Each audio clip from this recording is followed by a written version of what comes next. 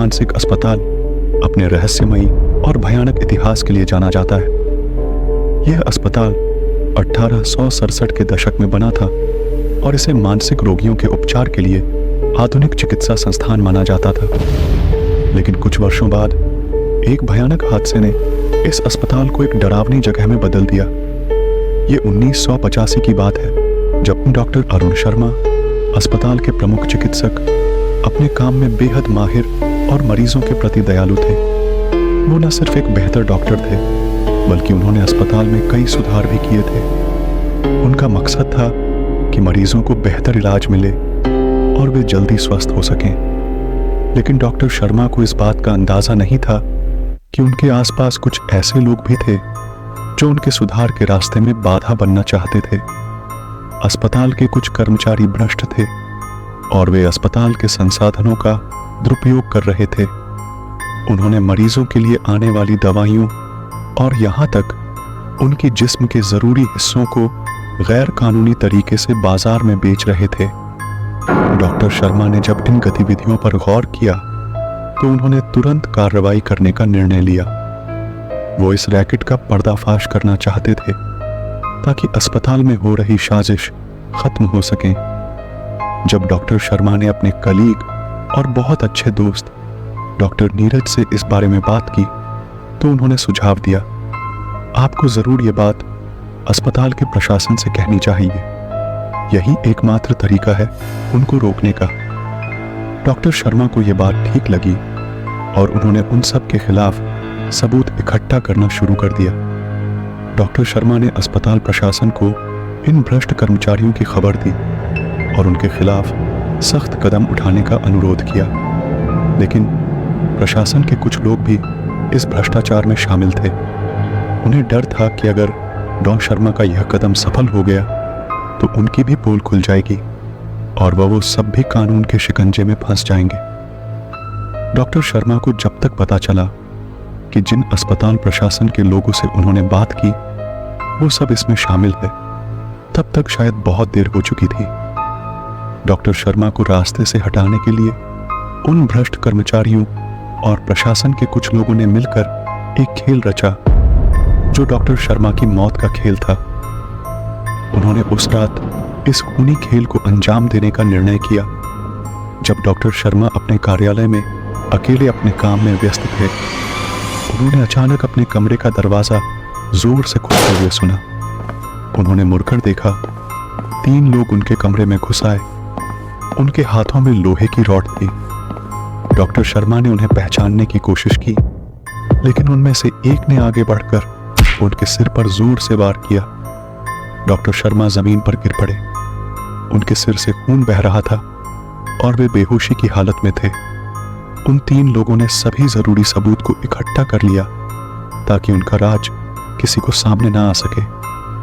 Doctor Sharma की आंखें खुली हुई थी। वो उन तीनों को देख रहे थे। उनकी सांसें बहुत धीमी चल रही थी, लेकिन फिर भी वो जिंदा थे।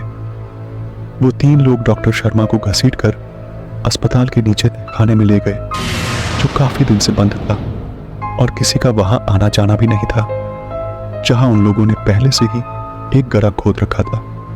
उन 3 लोगों ने डॉक्टर शर्मा को उस घड़े में डाल दिया और उन पर मिट्टी डालना शुरू किया। डॉक्टर शर्मा दर्द में कहरा रहे थे, लेकिन उनकी आवाज उन 3 बहरहानों के सिवा कोई नहीं सुन सका।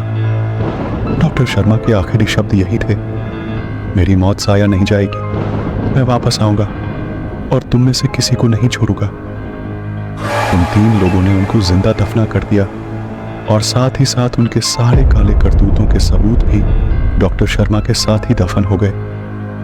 लेकिन जब कोई बेमौत मरता है तो वो अपनी अधूरी इच्छा को पूरा करने के लिए इस दुनिया से मुक्त नहीं होती, बल्कि वही उसकी आत्मा भटकती रहती है। और डॉक्टर शर्मा की अधूरी इच्छा उनका इंतकाम था। सुबह अस्पताल के प्रशासन ने ये बाकियों को खबर दी कि डॉक्टर शर्मा ने इस्तीफा दे दिया है और इस अस्पताल को छोड़कर चले गए हैं। डॉक्टर शर्मा के अचानक ले गए ये फैसले सभी लोगों के मन में सवाल बनकर परेशान करने लगे, खासकर नीरज को, जो डॉक्टर शर्मा का बहुत ही खास दोस्त था। उसको ये बात खटक रही थी, अगर डॉक्टर शर्मा को इस्तीफा देना होता तो वो जरूर मुझे एक बार बताते। कहीं उनके साथ कुछ गलत तो नहीं हो गया है? जो मैंने उनको सुझाव दिया था, कहीं इस वजह से उनके साथ कुछ बुरा तो नहीं हो गया? डॉक्टर शर्मा की मौत के कुछ ही समय बाद अस्पताल में रहस्यमयी और भयानक घटनाएं होने लगी। मरीजों और स्टाफ ने अजीबोगरीब आवाजें सुननी शुरू कर दी। रात के समय अस्पताल के गलियारों में किसी के चलने की आवाज आती, लेकिन वहां कोई नहीं होता। नीचे बेसमेंट से अजीबोगरीब चीखने की आवाज आती, मानो कोई बहुत दर्द में हो, लेकिन किसी की हिम्मत नहीं थी कोई जाकर वहां देख सके। कई लोगों ने डॉक्टर शर्मा को अस्पताल के विभिन्न हिस्सों में भटकते हुए देखा, लेकिन उनका चेहरा बहुत भयानक रूप में देखा, मानो उन्होंने अस्पताल से इस्तीफा देने के बाद किसी बुरे हादसे में मारे गए हो और उनकी आत्मा भटक रही हो। लेकिन सच्चाई तो गहरे अंधेरे में बेसमेंट में दफन थी, जिनसे सब अनजान थे। अस्पताल में रहस्यमयी मौतों का सिलसिला जारी रहा। अस्पताल कर्मचारियों की मौत एक्सीडेंट में या किसी अन्य हादसों में होने लगी। धीरे धीरे अस्पताल के कर्मचारियों और मरीजों में एक डर फैल गया कि हो ना हो जरूर डॉक्टर शर्मा के साथ कुछ ना कुछ बुरा हुआ है और इस काम में जरूर किसी अस्पताल के कर्मचारियों का हाथ है। इसलिए डॉक्टर शर्मा की आत्मा अब भी अस्पताल में भटक रही है और अपने साथ हुई अन्याय का बदला ले रही है। रहस्यमयी मौतों ने उन 3 लोगों को अंदर से डरा दिया था जिन्होंने डॉक्टर शर्मा को मारा था, लेकिन विज्ञान इन सब बातों को नहीं मानता है। इसलिए डॉक्टर होने के नाते उन लोगों ने इन चीजों को नजरअंदाज किया, लेकिन यही उनकी सबसे बड़ी गलती थी जो उनको भारी पड़ने वाली थी। नर्स सविता, जो एक हेड नर्स थी और डॉक्टर शर्मा के कातिलों में से एक थी, वो रात की ड्यूटी पर थी, दवाइयों का रिकॉर्ड चेक कर रही थी। तभी अचानक उसे महसूस हुआ कि कोई उसके पीछे खड़ा है। मुड़कर देखने पर उसकी आंखें फटी की फटी रह गई। वहां डॉक्टर शर्मा भयानक रूप में उसके करीब खड़ा था और जोरों से हंस रहा था। उनके शब्द थे, अब तेरी मौत का वक्त आ चुका है। ये कहकर वो नर्स सविता के अंदर घुस जाता और उसके शरीर पर अपना कब्जा कर लेता है। वो उसको अस्पताल की छत पर ले जाता है और उसको धक्का दे देता है।